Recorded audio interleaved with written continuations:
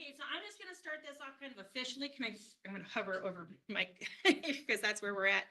I've already introduced myself, but for the benefit of those individuals who are on Facebook Live, my name's Angela Reingans. I'm the president and CEO of the DeWitt Chamber and Development Company. This event is co-hosted with Grow Clinton County as an opportunity for our organizations to make our candidates for Senate available for our community constituents to have access to kind of hear from them in person what their answers and thoughts are on some of the topics that are most important to Clinton County. So we do this. This is, in general, we're business organizations. We're here. We want to support community and economic growth and development. But for tonight's purposes, we're asking questions that have to do with things other than business growth and development. If you have a question that you would like to have asked, you can submit that. There's little pieces of paper up there that are have our legislative coffee schedule on it. You could write a question to that and give that to myself. And we'd be happy to give that to John, or you can give it to Matt as well. We can get that to John. And he'll incorporate that into questions that we have pre-prepared. And I would say we probably had 20 to 25 questions sent to us from the public already that we've already incorporated into this longer list of questions. The process is we give our candidates an opportunity to make an opening statement, and then we'll ask question, generally we go back and forth on who answers that question first. After the question is answered, at the end, we do give our candidates an opportunity to do a wrap-up kind of statement, or if there's anything they want to go back and clarify or just maybe add to, and I'm sure there'll always be a request for your vote at the end. So that's kind of the process of what we do. We do have a timekeeper. I'd love to just say thanks to Rich Phelan for doing that for us. There was one time in the last 10 years he could not do that, and I had to do it, and it's way more stressful than you would think it would be. You get listening to the answers and you're like, oh, shoot. You know, so we do appreciate that Rich does that. John Eisenman is here tonight to be our moderator. That is a thankless job as well because he has to listen, but also weave all the questions together. And I have no doubt he's going to make that seem super easy. Thanks for the pressure. Yep, absolutely. Make sure you tell him he did a fabulous job at the end, even if he did not. No. So, and I always make a comment at the beginning of these events that this is a safe space. This is an opportunity for you guys to hear from our candidates, and we don't want to have anyone feeling that they're not supported and appreciated for raising their hand to run for an elected position. It's incredibly difficult. I myself am in an elected role, and it's hard because you're trying to make everyone happy, and that's really quite impossible. We all know that. Just anyone who has kids, you know, you can't make them all happy. So no heckling. If you don't agree with something that our candidate says, that's okay. You don't have to. Just don't make big faces and grand gestures, and, you know, we understand if you don't agree. But let's just make sure we show the respect to the candidate that we have here, that we appreciate his time, effort, and energy, and give him that opportunity and that respect that he is due. We are broadcasting live on Facebook, so I will be sitting over there kind of monitoring that and managing that. Again, if you have questions, pass those up to John, and we'll kind of get started with opening statements. Yep. So obviously the elephant in the room is that Katie Whittington is ill. So I think, you're representative, but somebody will give an opening remark. So you'll have 3 minutes, and I'll turn it over to John and Rich. So each candidate will have 3 minutes to give their opening remarks. And then when we go into the questions, because Katie is not here, we're going to still ask the same questions of Mike that we would have asked of both candidates. And we'll still have, again, the moderated time Q&A with Mike Zimmer. So I don't know which person is speaking on behalf of Katie, but if you want to perhaps come up here to begin that so you can be on camera, I will then turn it over to John to begin the opening remarks. So you can take a seat. There is a microphone there, so if you want to turn the microphone on. You would think you can hear, but your voice does start. It's just Is Mike's on? not yet. Testing. Yes. Thank you. Oh, that's on.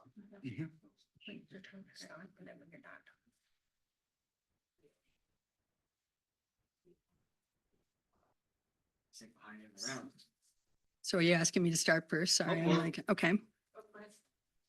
So I will be the timekeeper, as they said, and I'll be flashing up. So you have 3 minutes. Okay, thank you. Good evening. My name is Monica Clark, and I'm here to speak for my compassionate conservative friend Katie Whittington, who I'm sure you've heard is homesick with bronchitis, a sinus infection. She's got influenza, a high fever, and she's squeaking. She can't talk at all. But it's an honor to let this audience know about Katie and her ideals for the state of Iowa. Katie has lived in Iowa her whole life. She's lived in Clinton for 10 years, where she's raising her 4 children with her son, Frank. It's because of her love for Iowa that she is opposed to the CO2 pipelines, as well as eminent domain abuse for large corporations. Katie has, she's also for common sense in education. She believes parents should have freedom of choice in the children's schools, and she knows our kids also need to have their innocence protected from indoctrination and other abuses. Katie has heard from so many employers and economic development folks in Clinton County and citizens about how important 4-lane Highway 30 is. Tom Dedham has worked so hard on that, and it's been a priority for our community for decades, and it will be a priority for Katie too in the Iowa Senate. Good roads and other infrastructure are a part of a pro-growth agenda, and they create new career opportunities and improve the quality of life in our area. And here's a quote from Katie. I don't pretend to be an expert about road use taxes and how those funds are prioritized, but I do know this. Only one candidate in this race will be a part of the majority in the Iowa Senate and have any hope of getting this road done, and that candidate is me. Thank you for the opportunity to speak on her behalf. Again, she apologizes for not being able to be here in person to speak for herself. Katie is the candidate who will fight for us, stand up for us, and support the policies that are going to help our communities grow and thrive. She cares about Iowa, our families, our friends, our neighbors, and would be honored to have your vote on January 28th. I'm used to voting in November, so that slipped in there. Thank you very much. Am I free to go? Yes. Yeah. Thank you. Mike, would you like to introduce yourself? Sure. Mike Zimmer, Democratic Iowa House Senate 35, Senate candidate. And again, I'd like to thank the DCDC and the Grow Iowa, John, yourself, and Rich for taking time this evening to host these. I know that I found them very informative over in Comanche when you did the same thing with our candidates before the November election. So again, thank you very much. And I want to congratulate Katie for receiving her party's nomination. To step forward is a big deal. Both of us are new to this, and it is a lot of work. And it's been a short period of time, and we're trying to cram in a whole campaign of normally 6 to 7 months and 6 to 7 weeks here. So again, just wanted to say thank you to her and to her family, because it's a big commitment. It is a very big commitment. So that's all I have. Well, again, thank you for being here tonight. First question is, what do you feel are the greatest challenges facing our state and the legislature? And how do you propose to address those challenges?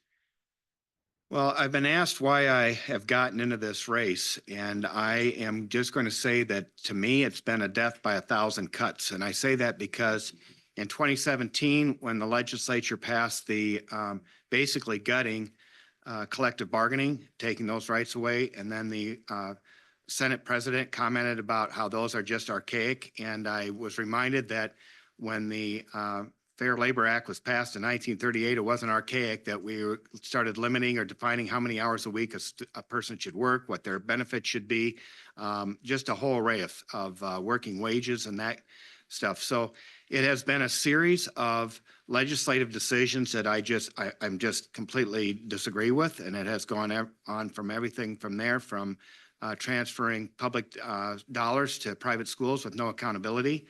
And that has just been a continuation. And I know that we are in the super minority, but I also know that there are many, many legislative pieces in which we can agree upon. And my goal heading out there is to look at what the Republicans agenda is, work where I can with them, shoulder to shoulder. And then where it's not, with professionalism and courtesy, bring up some questions about, have you thought about the unintended consequences of this? Have you thought about that? Because as a longtime school administrator, it was my responsibility to implement the laws that were passed. Whether I agreed or disagreed, it didn't matter. It was my goal to implement those at the school level. So anything that was education related. And sometimes I would scratch my head and go, I don't think you thought about this enough. So Thank you. Can you explain your passions, skill set, and experience that will allow you to represent the needs of Clinton County and Des Moines? Mike, before you stop, point of order, Angie. Angie, are we doing 3 minutes or 2 minutes on the questions? Okay. Sorry, Mike. no, I'll keep an eye on it. So No, you did fine. for those that do not know, I have devoted 40 years of, well, actually now 42 years of my life to serving the citizens and parents and students of Iowa in public education. And I started as an industrial technology teacher and taught for 19 years at both East Central and Miles and here in Central DeWitt. And then I moved into administration and served as the high school principal at North Scott and high school principal at Pleasant Valley, and then finished my career as a director of secondary education with Pleasant Valley Community School District. Also, during the years that I was teaching to help make ends meet, I established Mike Zimmer Construction. And so I would hire 2 students that I would have at Central DeWitt that would work with me. And we'd put a foundation in the ground. And as soon as I was done coaching track and my contract was up, we would start putting the superstructure up. So I am somewhat familiar with at least a sole proprietorship and what it takes to establish an employee identification number, to pay unemployment taxes, all of that kind of stuff. So I'm at least aware of that. And so I believe that that background, at least compared to anybody else, I have worked with the legislation that has been passed, and I have implemented that as much as I could with fidelity, and see an opportunity to maybe impact that legislation a little bit more with a different voice. Thank you. Mike, can you move your Sure. microphone a little closer? And can you just test it before you answer the next one? Like just yell at it? Hey, hey, are we on? It's still, is that close enough? Yeah, it's green. Okay, okay, I like it, yeah. okay. I like the example of the yellow. We weren't sure what that would be. There is growing concern regarding the cost and quality of education in the country as well as in the state of Iowa. What suggestions do you have to stabilize or reduce costs of education, but increase the quality of education? So this is something that I don't believe that Iowans truly appreciate. Iowa has one of the most equitable school funding formulas in the country. And I don't believe we appreciate that. When I taught and trained teachers in Michigan and Illinois, that was the first time I experienced the term millage rates. And I was like, wow. And all of education was based on property tax or millage rates. And that was a time when I experienced one side up in Detroit, one side of the road, those students were based on the absolute bare minimum of state funding. And those students received $5,000 a student. Right across on the other side of the road was the world headquarters of Chrysler. Those students that lived in that district received $14,000 a student. And the disparity between the educational opportunities, depending upon which side of that street you lived on, were just atrocious. In Iowa, we established and addressed that early in the 60s and passed the current funding formula in 1971. And it has been modified to adjust for property taxes multiple times since then.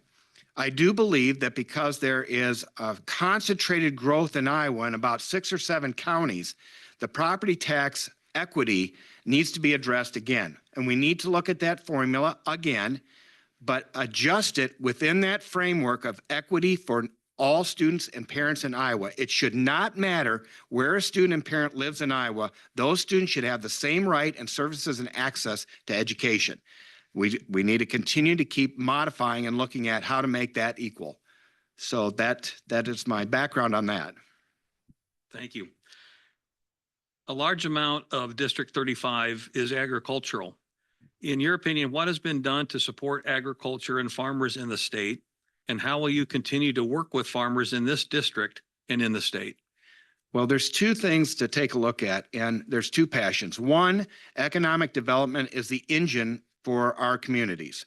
Right now, Clinton is in what it would be referred to as a property poor district. Jackson County, a little bit more. Scott County, where the growth is occurring, when you take a look at the Amazon plant, Sterilite, the relocation of Kraft, the new technology center or AI building that's going in down there. It's a completely different story in that area. But here, we need to do two things. One, protect farm ground. And I'm very passionate about that. But at the same time, we've got to have facilities and plants going up. So it's a constant balance in taking a look at how to do those two things. It was mentioned earlier that Grow Clinton, or I should say the Corn Belt, and I didn't even know that the Mississippi had a highway number to it, M35, is continuing to make sure that that port is able to transport our soybeans and our corn to the markets where they need to go. So that's a first and foremost. We need to get the rail system to get the commodities over there, and then those commodities need to be able to get down to the river to the ports to be exported. The other thing to be taking a look at is how we're expanding markets for our commodities. I applaud Governor Reynolds for making the trip over to India. I'm hoping that that is fruitful and that we open up some more markets, because we had a couple markets closed when we start talking about tariffs. That's a two-way street. So if we're going to put tariffs on commodities of others coming in, they're going to turn right around. They're going to slap tariffs on our commodities, and they hurt our farmers. No ifs, ands, or buts about it.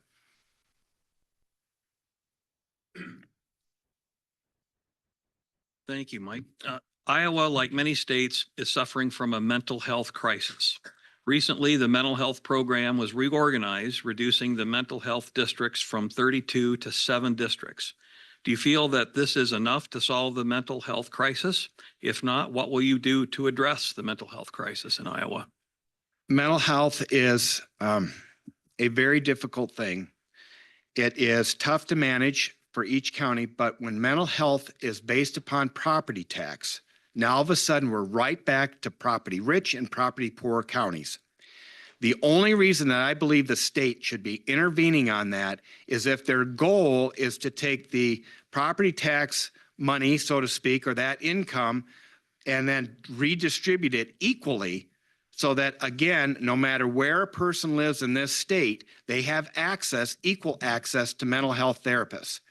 As of right now, I'm not sure that this grandiose experiment, how it's going to play out. It is still manifesting itself in front of our eyes. I do know that our Clinton County supervisors and our Jackson County supervisors, and I have not visited with Scott yet, are not happy with how the ability to provide those services is being redistributed back to the counties right now.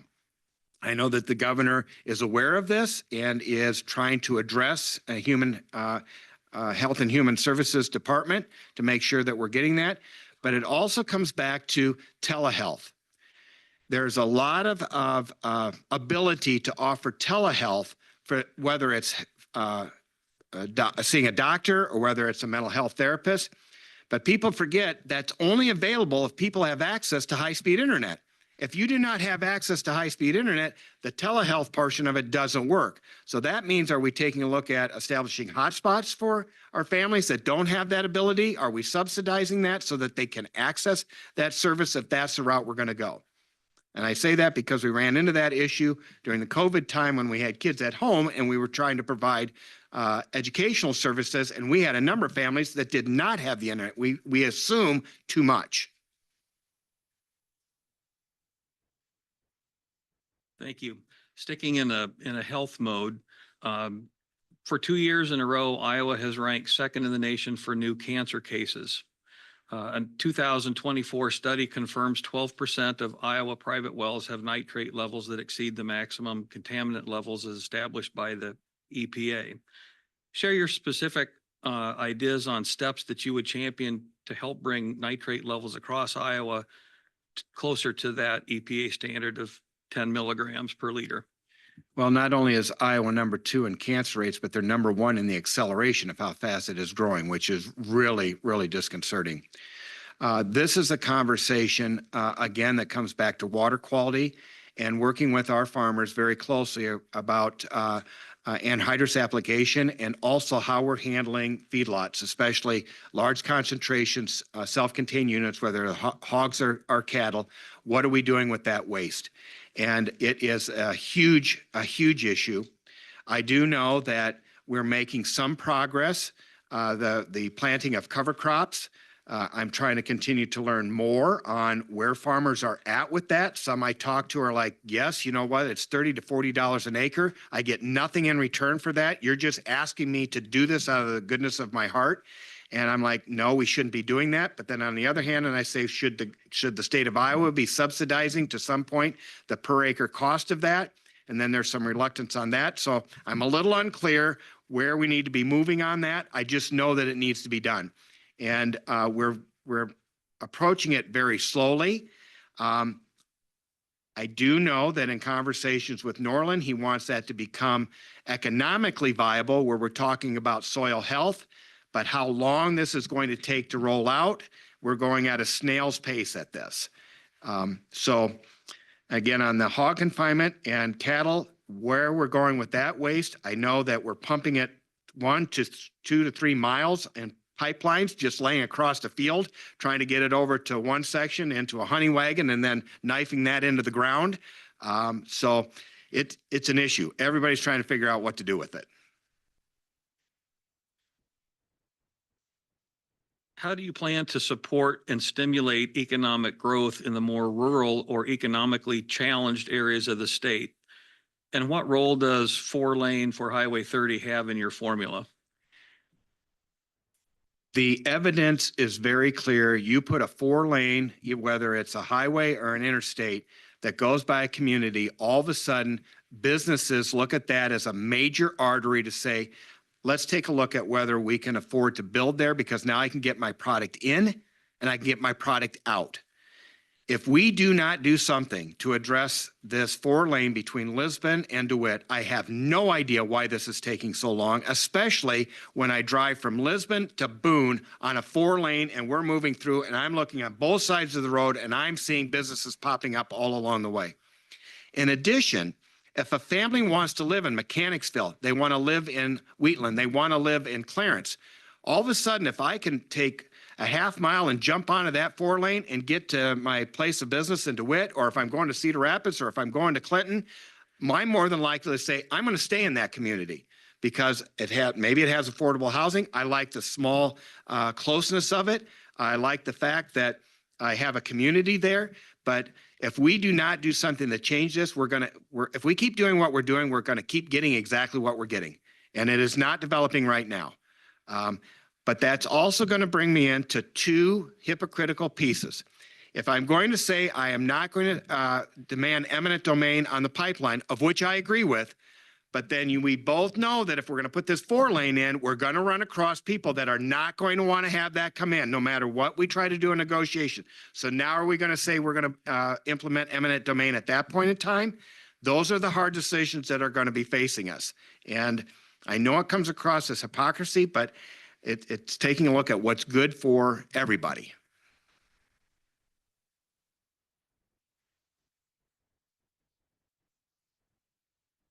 As a senator, what would your priorities and or ideas to meet our ever increasing demand for electricity?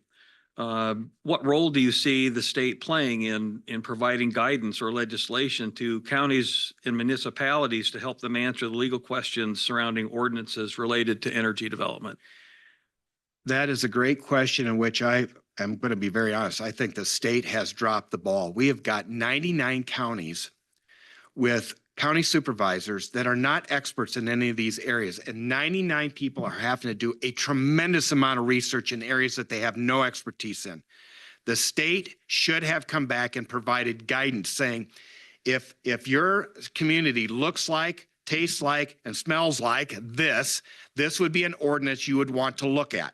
Whether it's a high population area, it would be a different ordinance. If the population is more dispersed, that might be an ordinance to look at. But right now, they're left to having to do this research all on their own, and it is a travesty.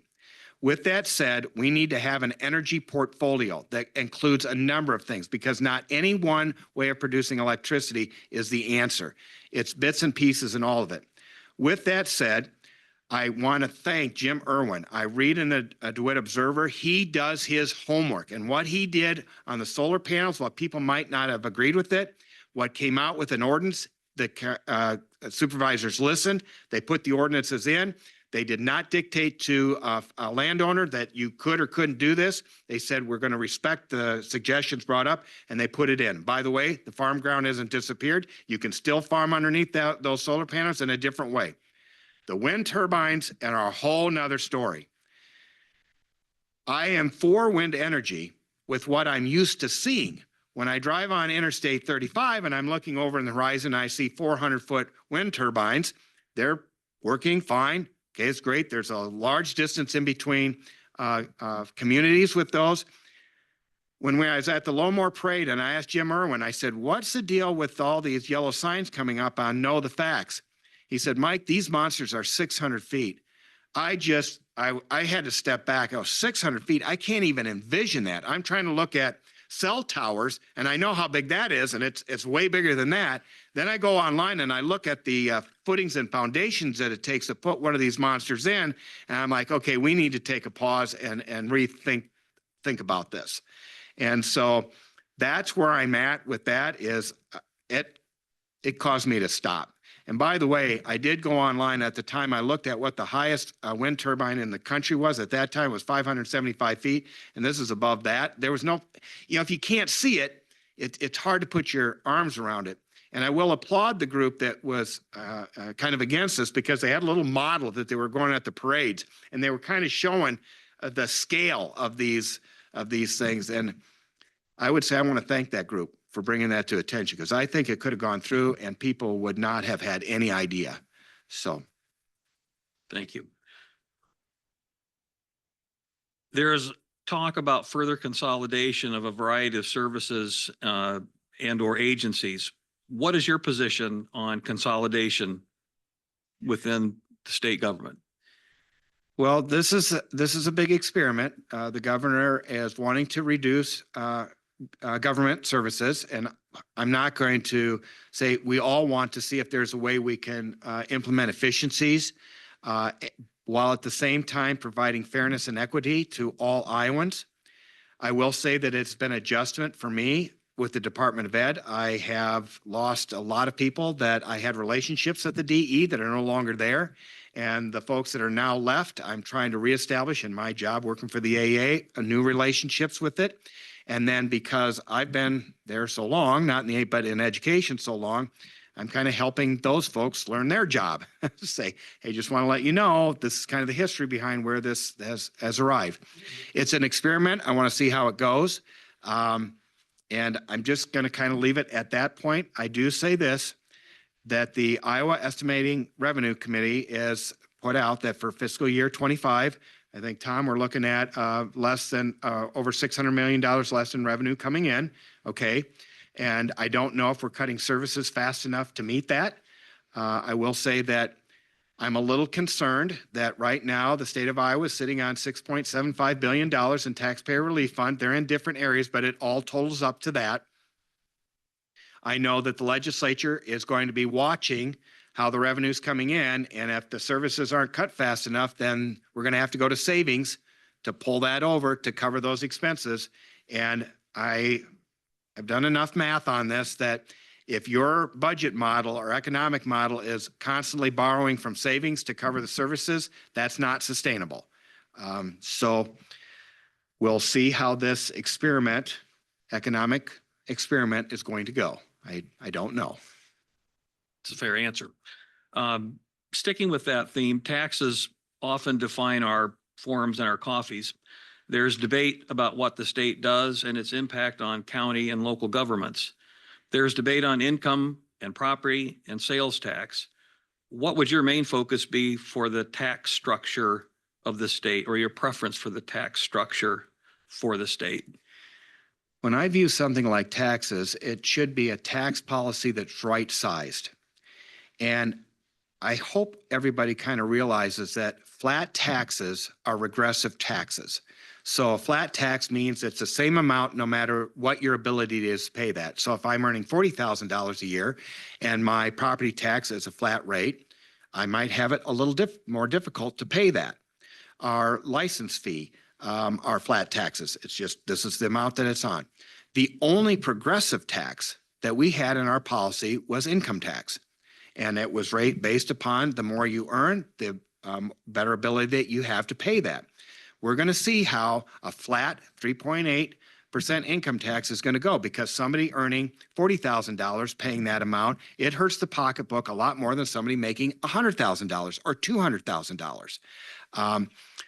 You don't have to go far to see other states that have flat taxes. Louisiana is lauding the fact that they have 3% flat tax on income and they have a 5% sales tax. And we're going to see how that, I mean, if you want to live in Louisiana and get the services they have, then live in Louisiana. We live in Iowa. We've had a very fair, I believe, tax policy based upon flat, regressive, and progressive taxes to address that. I think we've gone in the wrong direction on this economic experiment. And I know that the legislature is going to watch this each year. I just hope that you're always looking a year in arrears, and that before you can make a change, that already that train's left and now all of a sudden you're in big trouble. Sticking on the tax theme, if it was up to you solely, what would you like to see done with the state's increasing budget surplus?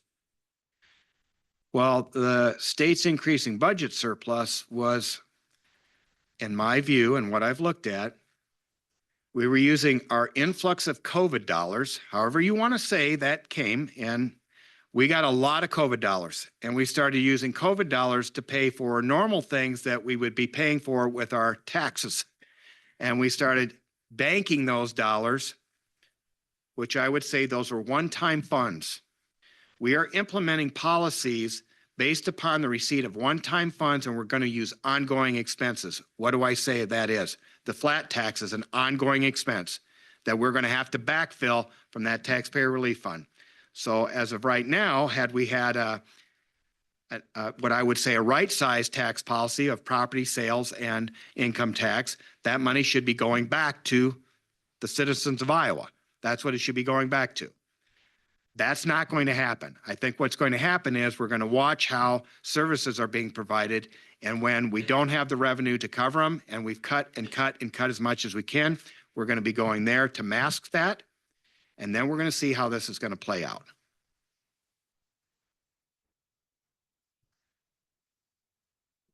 So I'm going in a completely different direction. I'm wondering if there's some bittersweet emotions that go through your mind from time to time if you receive the majority of the votes and are elected to the position. That means stepping down from the DeWitt School Board. Mixed emotions. What are your thoughts on the possibility of that happening? I am very glad you asked that, because there was a letter to the editor. I think it was Gary Crone or something, and asked that. And I will tell you that the voters of the Clinton Community School District, I was honored to receive that, to step forward. And that is first and foremost is to the citizens of the school district. And we have gone through some rough decisions last year. We're looking at having to cut $1.7 million from the budget this year, and that's based on a 2.5% student supplemental aid. If the legislature comes back with something less than that, we're going to be cutting a lot deeper than that, because we have got to get our finances back in order. So my answer is, when I thought about this, was approached to run for this seat, my first conversation was with my family and my wife, the kids, saying, if we go into this route, just take a look at, it was a rough and tumble this last election with just all kinds of crazy attacks and stuff like that. That is not something I'm interested in, but that was something that they needed to be prepared for. And then the next thing I did was I called the current directors, Angela, I called Dan Smicker, called Roger Hill. At that time, Jeff had stepped down. Jared was just coming on. And I said, hey, I'm thinking about this and kind of give me an idea where you think you're at. And every one of them said, you know what, Mike, with your knowledge of school funding, what you could do for us out at the state, while we hate to lose you, they gave me a encouragement to move forward with that. But I'll just say this, regardless of this election, I believe wherever I land, that's where I'm supposed to be. So Thank you for answering that. If elected, what do you hope to accomplish in your first term? I am very realistic about this.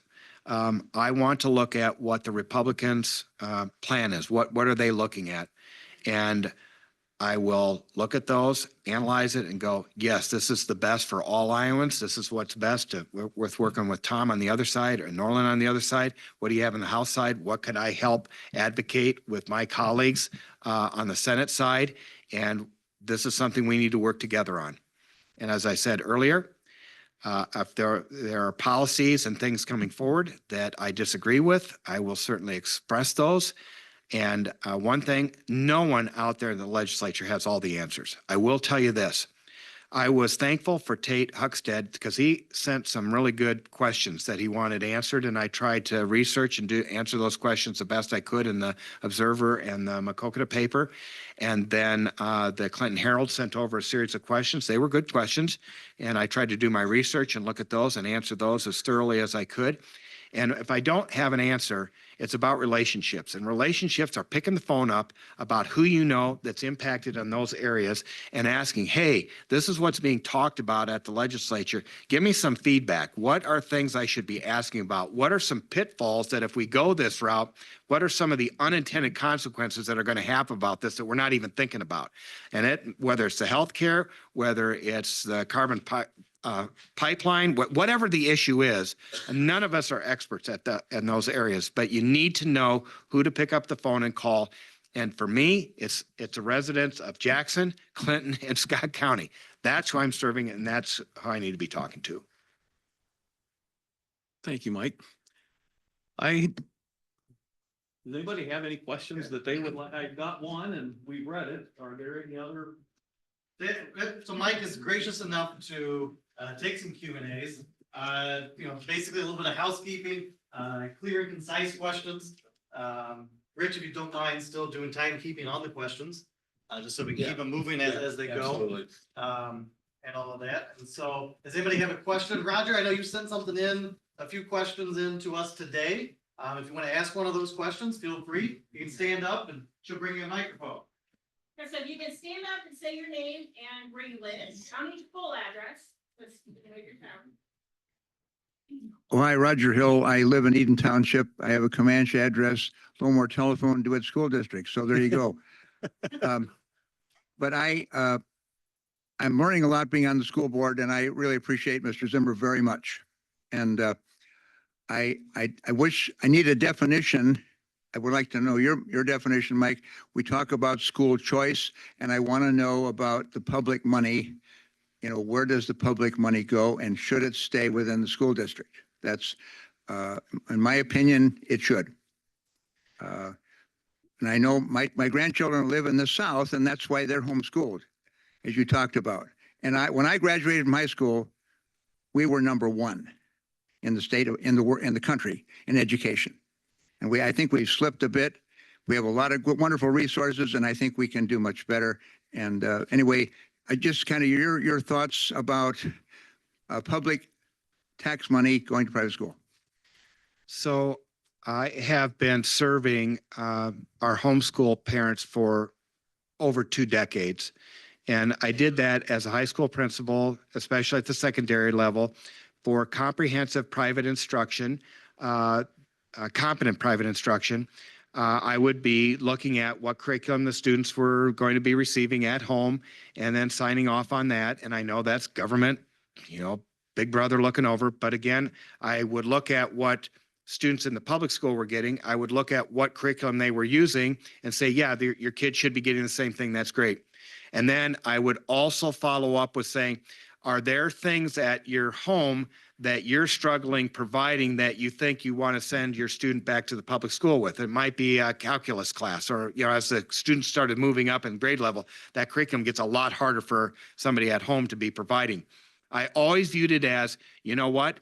It is your right. If you don't want to have your student using the English language arts curriculum, you don't want them reading those books and you want to address that, that's great. You can do that at home. If you want to come back, I looked at it as kind of a cafeteria plan. You can kind of pick and choose where you want the public schools, where you don't, but I'm here. We're here to support you. I completely disagreed when the state said that wasn't good enough and they did independent private instruction, because then there was no accountability and there remains no accountability. What happened was, when I was trying to pursue students that were not attending school, and we were getting the truancy officer, our juvenile court liaison officer, and we were making home visits, those parents that were smart on this, they would just pull out the IPI card and say, nope, that's what we're doing with our kids, and you have no right to even be at our door. We'll take care of our own business. I want the government out. I don't think that's what the legislature had in mind, because when they wrote that, there was a group of parents that were very genuine about it, but they didn't even think about, when you write a law, it applies to everybody, no matter what their intentions are, good, bad, or indifferent. Now, when it comes to this next step on the vouchers or the educational savings account, no, I do not think that should be happening, for a couple of reasons. One, there is no accountability for how those dollars are being spent. None. Rob Sands, the auditor, can't see what's going on with those funds. The local school district, they're completely out of it. And there's not a school board that holds the headmaster or whatever the person is that's taking a look at that. And the other thing, and I don't want to say that schools will look at this, private schools or charter schools, but here's the issue. Their funding is based upon student enrollment. And so they can pick and choose who they want to accept and who they don't want to accept. And when your official count day is October 1, and all of a sudden you get past that and those dollars are transferred, and all of a sudden a school district might say, you know what, I don't think your behaviors and stuff kind of fit what our mold is. Back to the public schools they go. Where does the money go? Stays right with that, right where that kid was going. So I think we are treading on some very, very uneasy, especially when they talk about Iowa values.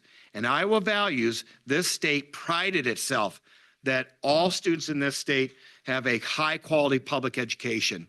And I think we're going in a path that maybe our southern states, whatever that reason is they want to do that, I kind of have its history behind that. It's pretty ugly, but I do not think we're going in the right direction. Thank you. Dave Rose is gonna, I saw his hand, so. Yes. Right, stand up and introduce yourself, and Angie's got a mic for you. One thing lately, that I'm seeing are the data centers that are coming. And we'll probably get a data center which takes a huge amount of electricity. And there's something going around that maybe we could put smaller units in to fund the data center, and they create about 50 jobs. And so it's a huge use of our electricity in the grid, and we don't have enough electricity to take care of that. So I'd like to have your comment on that. And it's good for us because the 50 jobs are high tech and very important, but the consumption of electricity is huge.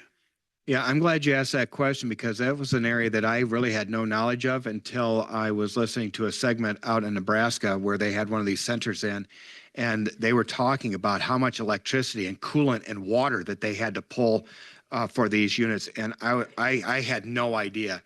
So one of these data centers is scheduled to go in right off of the I-80 corridor down around the Love truck stop, somewhere in that area. And it's, I don't know, it's over 700,000 square feet. And if there's 50 jobs in there, I think that's a little more. I thought they were talking like 15 jobs. But your point is the amount of electricity that these units are going to require, I don't think that can be pulled the way the grid is right now. And so I don't know if we're going to be talking about them being able to put a windmill in there, and they're going to try and supplement it with that to backfill in, if it's going to be solar panels, if it's going to be a mini nuclear facility. I mean, there's all kinds of concepts out there because these units, it's just incredible how much electricity they take and the heat that's produced. So yes, I love AI. I go on ChatGPT. My wife is always going on, you know how much electricity you're using when you ask that question. I said, yeah, but man, it comes out, it's pretty fast. I love what it's producing. So it's one of these where I love the output without knowing what the input is in to create those things. So that's a great question that our county supervisor and our state are going to have to be taking a look at. How are we going to upgrade our power grid to support these thinking processes? In the very back in Iowa State hoodie. And then you, and there was you, Kevin. Yeah. ILLINI. George Pickup. I live in Delmer in the district. First of all, I applaud Mr. Zimmer for all his research. Quite impressive. But the thing, education is near and dear to both of us. We taught together. We've been principals. I was a principal here for 17 years. My big concern, I'm now retired, but the shortage of teachers, industrial tech, for example, Spanish, upper level math. But now it's not just that. It's every curricular area. You used to get 200 applicants for an elementary teacher. What do you think needs to be done to keep teachers in this great state? Because if we want to get back to what Mr. Hill said, being top 2 or 3 or number 1 in the state, how do we keep good teachers and how do we make sure that our schools are educating them in today's education world? Because it's not the same as it used to be, Mr. Zimmer, as you know. So how do we attract teachers? But more importantly, how do we keep them after 2 years? And how do we keep them here forever? Because it is a great profession. It is a great profession, and it's one that I went into because of the economic times of the late 70s and early 80s with the farm crisis. My plan was to farm, and that was not going to happen. Then I thought, well, I want to manage the Payless Cashway on Brady Street. Well, that's an RV dealership now. So when I went up to UNI, I went into construction management. Then I shifted over to industrial tech teaching. I thought, well, I'll come out and get a job in that. And there were 8 of us from UNI, and we were going to the same jobs interviewing. And it was the last man standing. And so I say that because George sets the tone. When I started in administration, if we had an elementary position open, we had 400 applicants for that position. Phys ed, oh my God, I'd have 100. Social studies teachers, I have 100 that applicants I would go through. It is jaw-dropping when we post for an opening. And when the Department of Ed, each year they would have the high demand areas, teaching professions, and it was industrial tech, science teachers, math teachers. Every single Board of Educational licensure is now a hard to fill position. So I have been working with the Teacher Preparation Registered Apprenticeship. It's called, we all have acronyms, TPRA. And I set that up when I was at Pleasant Valley. We were in a consortium with Davenport, and they had gotten a $3 million grant. And so we had opened it up to all school districts in the area, how many teachers. And what we were doing is trying to recruit paraeducators that were already in the classroom to see if they would be interested in going into the profession. And so that's been helpful. The problem is paraeducators are in special education classrooms.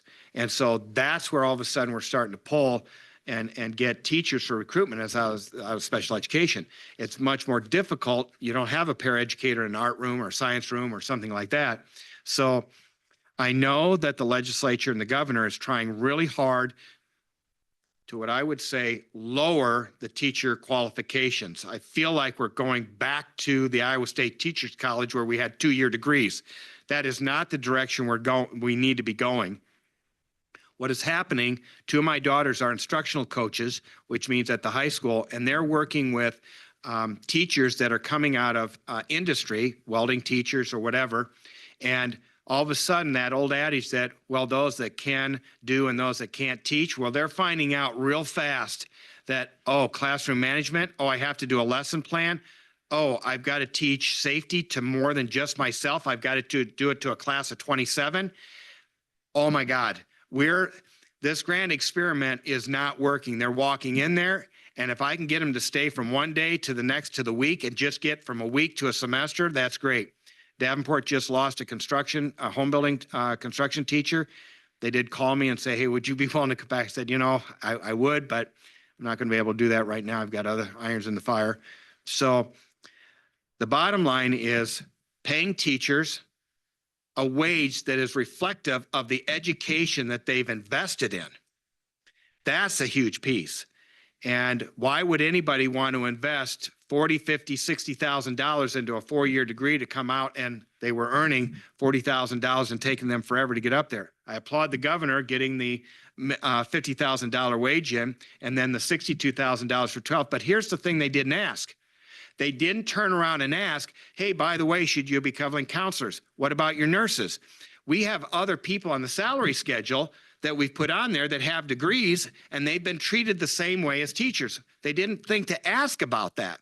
The other thing they didn't ask about when they ran the numbers to find out how much this was going to cost, when I would hire a teacher, I would give them teaching experience from Iowa or from Ohio or Minnesota or wherever we were at, but we would not record that into the system that we were giving them their credit. So when they got hired, the clock started ticking as an employee in Iowa without thinking about, oh, guess what? That person is farther on the salary schedule than you think.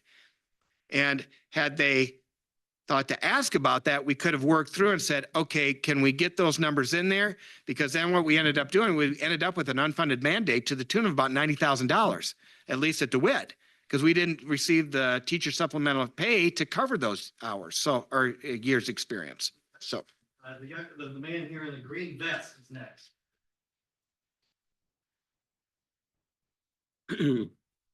Jim Richmond, DeWitt Township. The matter of energy sources was raised. And I think the Department of Energy, the U.S. Department of Energy, has already addressed a lot of that for us. And they've done a thorough research on the efficiency of the different sources. Nuclear is rated at 92.6% effective. Solar is 26.1. Wind is 37. The U.S. Department of Energy has also said that one nuclear plant will replace 3.125 million solar panels. Makes you wonder why we fool around with either one of them. Additionally, the Iowa State Code, I think it is chapter 358 on the county zoning commissions. That particular code section makes wind and solar panels illegal in Iowa. The code says in number 1 section, it says that county board of supervisors, if they elect to go under that code section to create a zoning commission, it exempts farms. And then the 3rd section says, excepting for agricultural property, the county zoning board will have certain designated powers.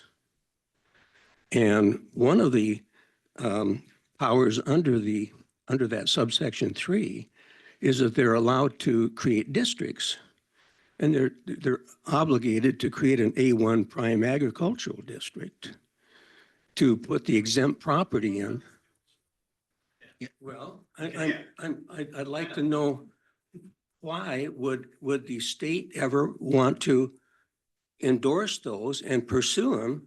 And I would suggest that if you're in the Congress there, would you be willing to kind of look at those kind of things and maybe take a different path?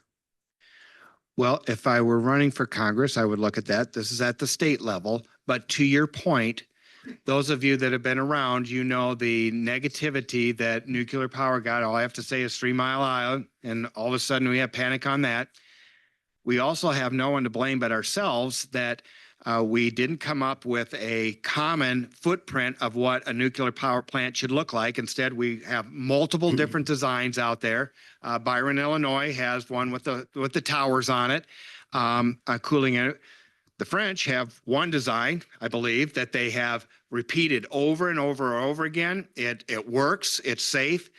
We just have not taken a look at saying, okay, how are we going to come back? And when it takes 20 years from the inception of even a concept of a nuclear to the time that you actually get it online, that's way too long.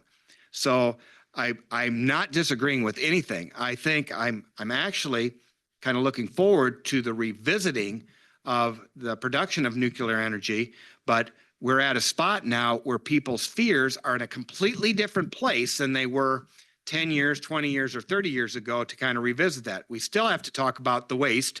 What are we going to do with that? So you're on, I'm not disagreeing with that, but we're just not there at that spot with nuclear yet. Well, there's a lot of regulation discussed with too, but, and this isn't a federal thing. I'm talking about the practice in Iowa. And I'm saying it's illegal and it should be revisited. And I'd like to see any representatives that get to a state level there to explore that. Would you be willing to explore that?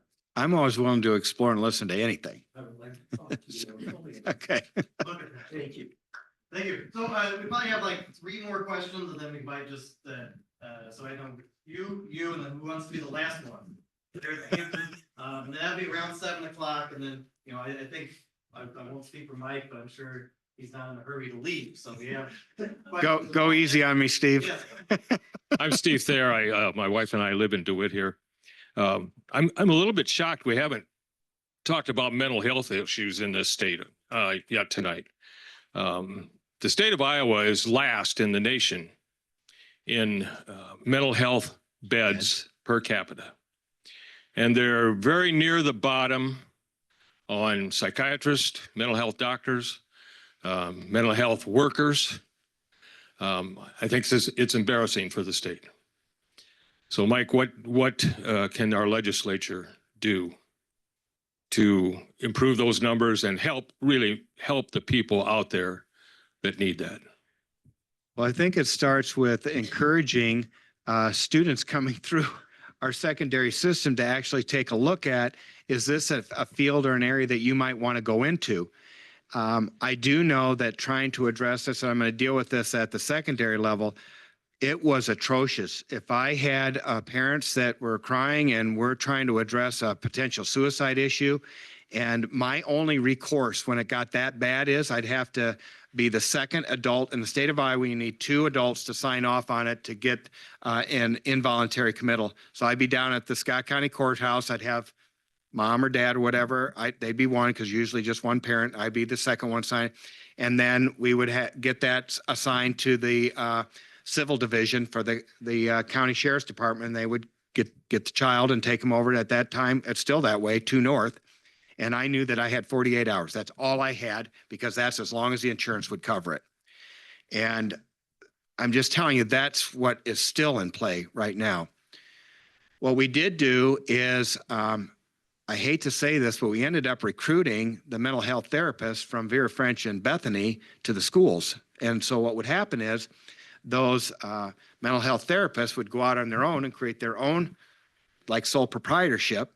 And then what we were doing is using Title III funds at the school to establish a base wage. And then we're using Scott County DCAT to help fund that. And basically what we were doing, I feel like it was like sales. The mental health therapist had a base wage of $16,000. And then the rest of their compensation was based on health insurance. And that's, you know, if it was pay to play. And so if the family had health insurance, the kid would get those services.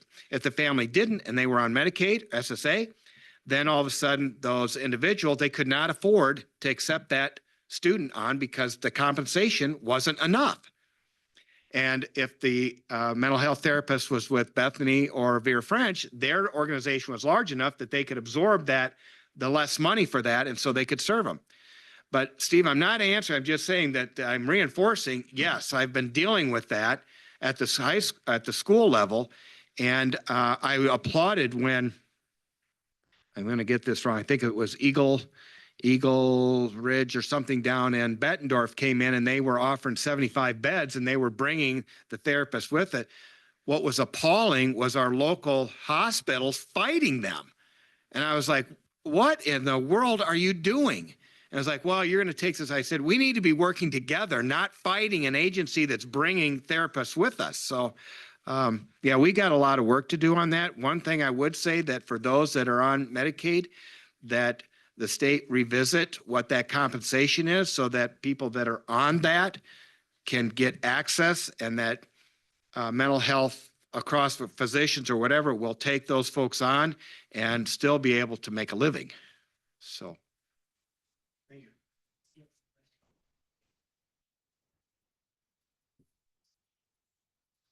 Terry Keegan. I live about 2 blocks from here.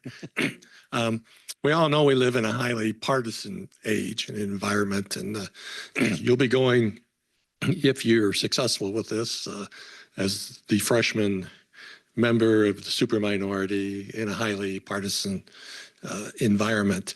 You say you're willing to work across the aisle, but it's just far too often we actually see that reflected in the vote count on so many issues.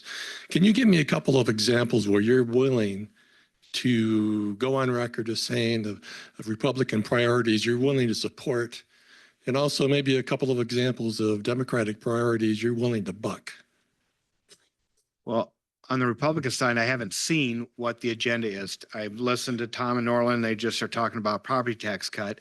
I'm like, okay, I'm still trying to see where that balance is at. And I do know that if we just talk about price for a moment, this is what's happening on the state side of it, where we can come to some agreement on the state funding formula. That's one that I know we need to address. And what has happened is that when you're in a property poor district like this, you're at a school board, you're going to pass your levy rate. It's going to be whatever, say $11 per $1,000 assessed valuation. Well, then what you're looking at is how many $1,000 increments do you have in the county to spread that out?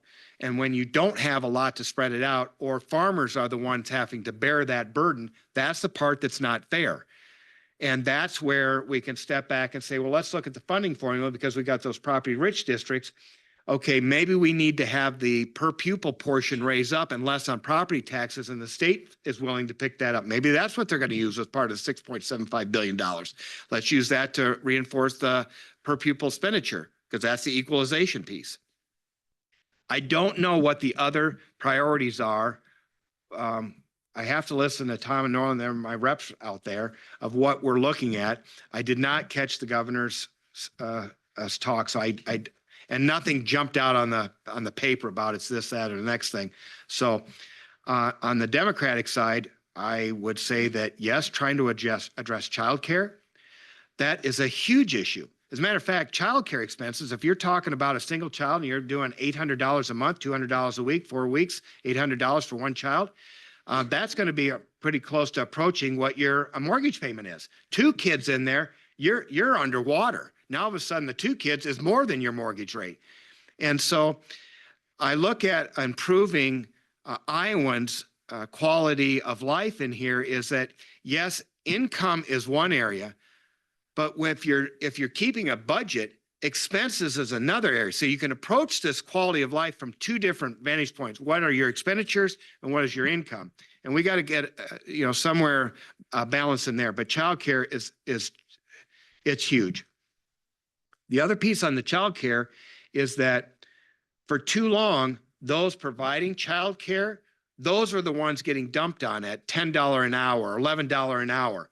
Like, okay, now wait a minute. So you want to go to work and you want somebody else to watch your kids, and then you just want to underpay them. That's not a way to work this out.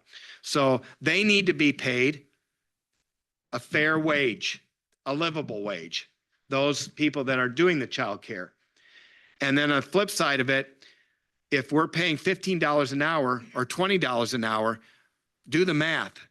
A work year is 2,080 hours. Take that times 20. You're still talking about $41,000. And then you've got $2,000 or $1,500 a month childcare payment. Put the house payment on that. You're fighting for your life to even keep your head above financial water. So those are areas that I think we can work together on. Because we got Ragbri and then Hampton, so. Oh, Ragbri. Yeah. Oh. Dick Snowy with I'm a board member with Iowa Bicycle Coalition. Tuesday night, we received an endorsement from Governor Reynolds for the distracted driving. So where do you stand on the hands-free? Yes. Again, as a bicyclist, and I do the route up to Charlotte and over to and down, absolutely. So, when you're driving behind somebody and the speed's going up and down and they're going over to the left, then they're going over to the right, they're not paying attention, they're texting.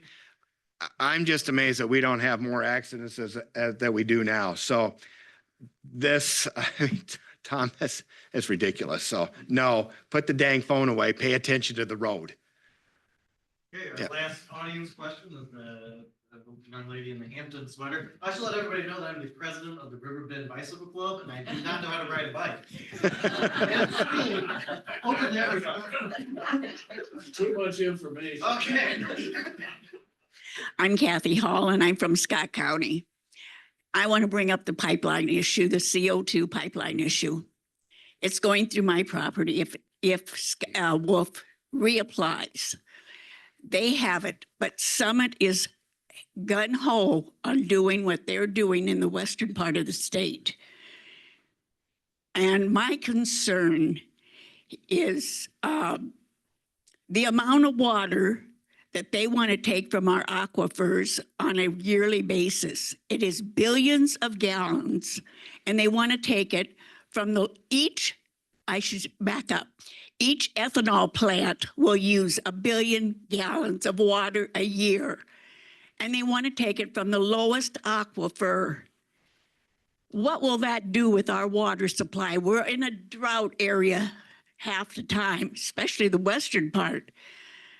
My concern is, will you be looking into all the dangerous issues that these pipelines are going to be creating for no reason at all? They're not really going to be taking the amount of CO2 out of the atmosphere that they say they are. So I think a lot of research needs to be done on your part, and I hope you're willing to do that. And the last question is, my train of thought.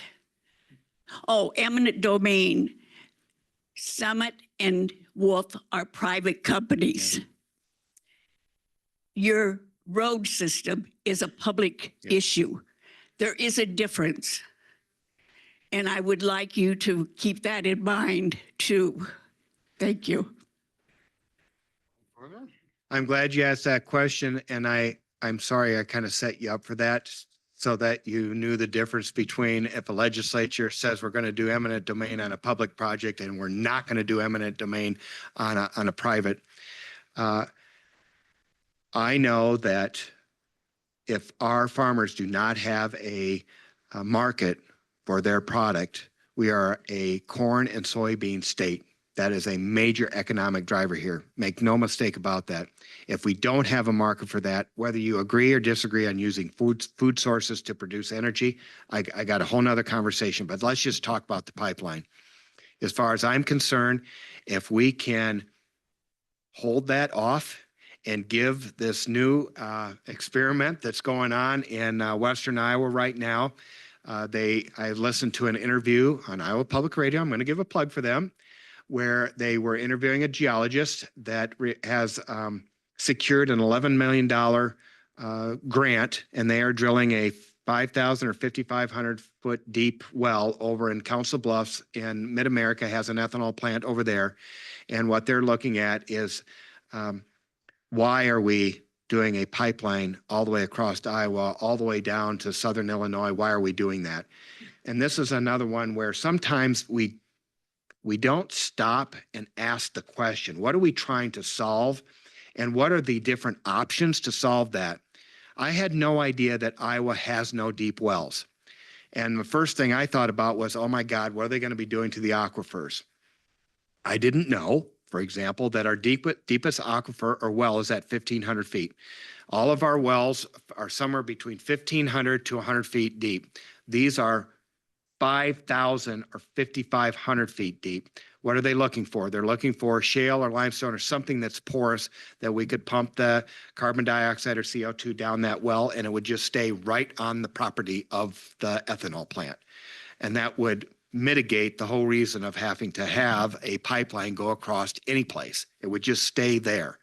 So to me, at this time next year, we should be getting the results back from what this core samples look like and what do we have under Iowa on a deep well? Because we don't know. I had no idea that we didn't know that because we are not a oil producing state. We don't have any deep wells. They're pumping them down to Illinois and Indiana because they have oil production and they have deep wells, and that's where we're heading towards. So that's just kind of my observation on that, that if we can keep the ethanol plants, that's not addressing the water issue. If we can keep them by the rivers, maybe we're pulling it out of there instead of our aquifers. That would be an example. We're still producing ethanol. Maybe it's just not pulling out of our aquifers, which you're absolutely right. They're not endless in what's down there. So. Okay, well, I'm always a sucker for one more, and Rich has one for, thank you for being a timekeeper. So, or you can just say, let's wrap it up. I say, let's wrap That's it up. good, yep. So turn it over to Angie. One of the things about having just one candidate here tonight is Mike had the pressure the whole time. And so we appreciate that and, thank you for your frankness. Yep.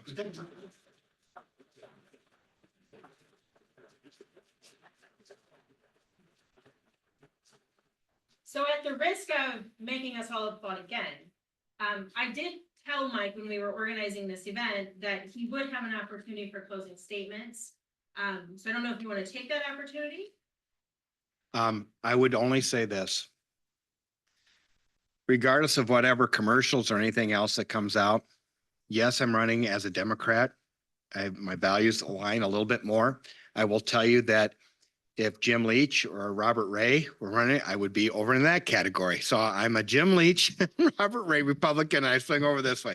The bottom line is I'm not the devil. So now you've got to meet or talk and at least hear an exchange. So anyway, I do appreciate that.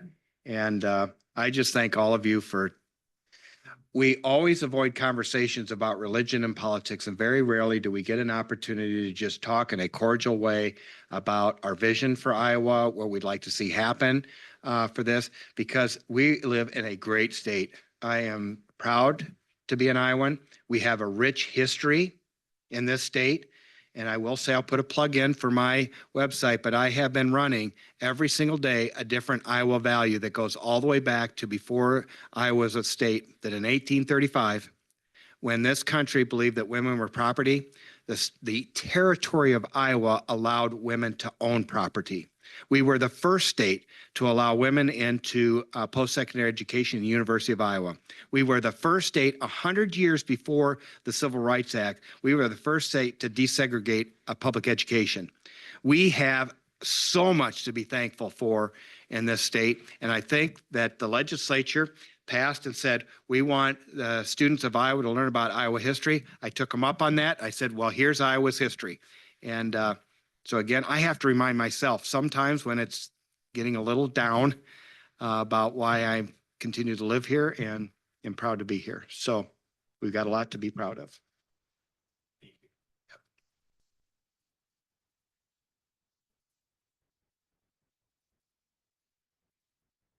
I second round of applause, I said we'd have to do, sorry. I do want to just thank all of you for being here again. 7 people, we had dozens on and off throughout when we were broadcasting this live. We will post this to the DeWitt Chamber and Development Company Facebook page. It will be on the Grow Clinton Facebook page. It will be uploaded to the Grow Clinton County YouTube page. And it's also currently being broadcast. I don't know if it'll end up being posted on the Clinton County page as well, but this recording that you see up here will be posted as well. So that people can view that at a later date if they'd like. I'll put another plug in because I get up early on Saturday mornings and not make the cookies, but buy them at Randy's. For legislative coffee events, I truly value the fact that we have such great relationships with our elected officials and they truly want to hear from all of you. So Representative Munson, Representative Detterman, and whoever our future senator candidate will be, we will have those monthly legislative coffees where you have an opportunity, much like the second part of this conversation, you get to ask the question and you get to hear from all three of them, which is really interesting because they each have their own strengths of interest and they work really well together. So they kind of bounce back and forth. So, you know, obviously you have the House and the Senate side, but I've always enjoyed hearing from them and learning about what's going on in Des Moines. So I'm going to wrap it up this evening. Mike will stay until probably about 7:45 at the latest. If he wants to leave earlier than that, he can, but I'm giving you guys a deadline.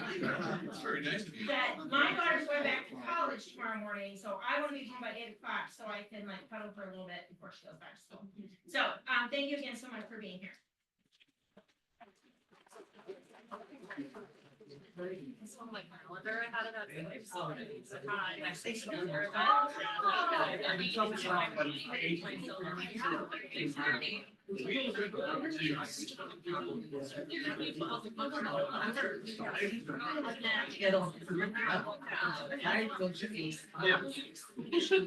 think I'm fine, 6:15. Okay, yes. Yeah.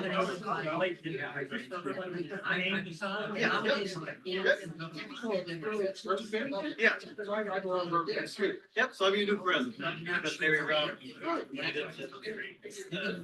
Next, side. Yeah. March 29th. Yep. Ready.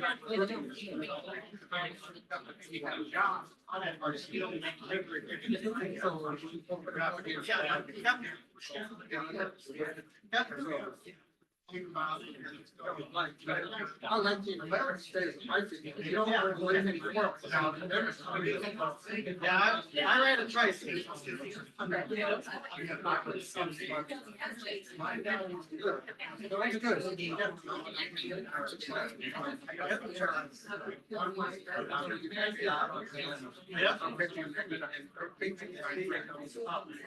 The other thing is that everybody's been.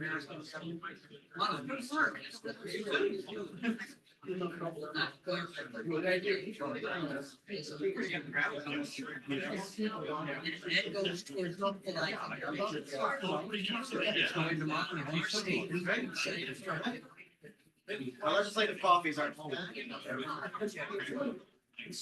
Correct. I know, I like. Ours are usually, it sounds like the red man. Much like, yes, I guess people come in for Scott County. Okay.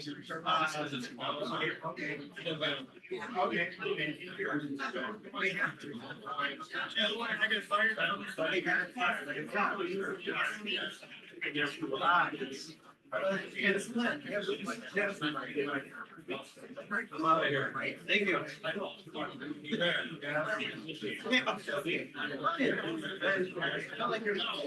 Do that.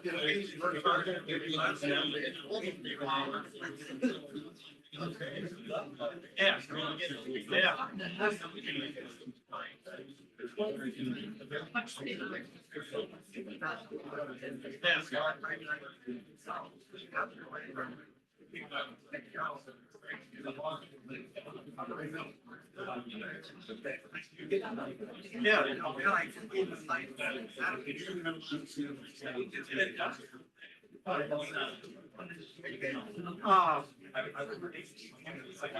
Multiple, so like Norman said, we got all of the, who was and then she had mentioned that a Saturday.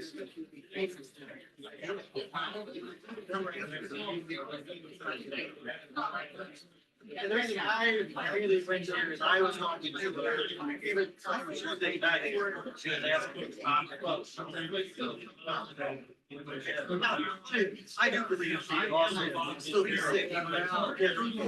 Yep.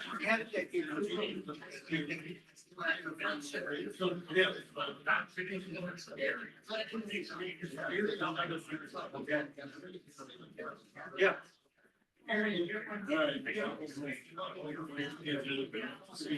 Yes, you're welcome. Right, I was listening.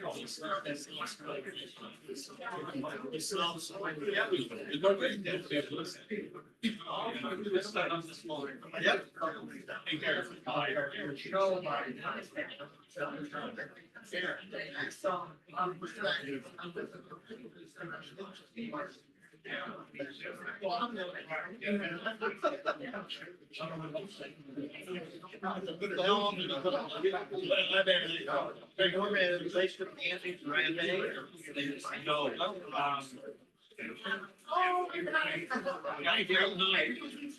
Nice to see you all. Yeah.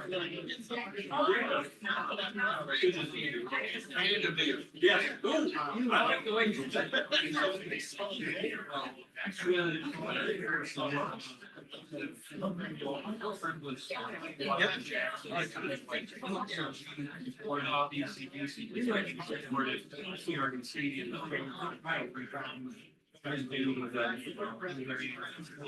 Yep. And what?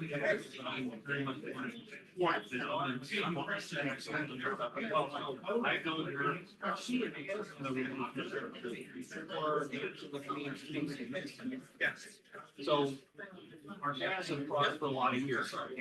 I have you down in eight. Thank you. I have instant dancing and talking. Now we can just start on the right. That's right. Oh. Yeah. Good job. Good job, my friend. Thank you.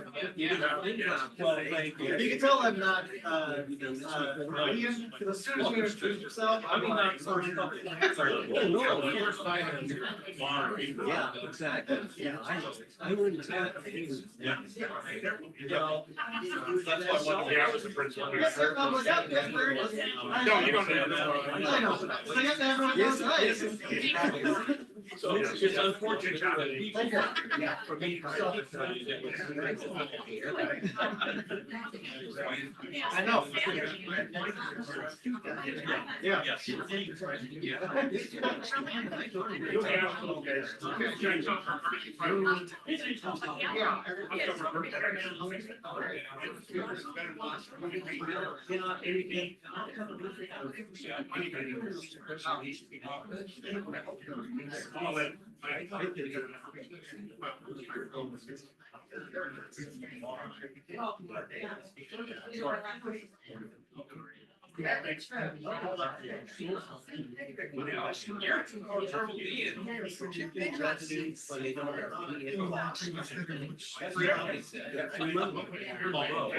There's all those rates here.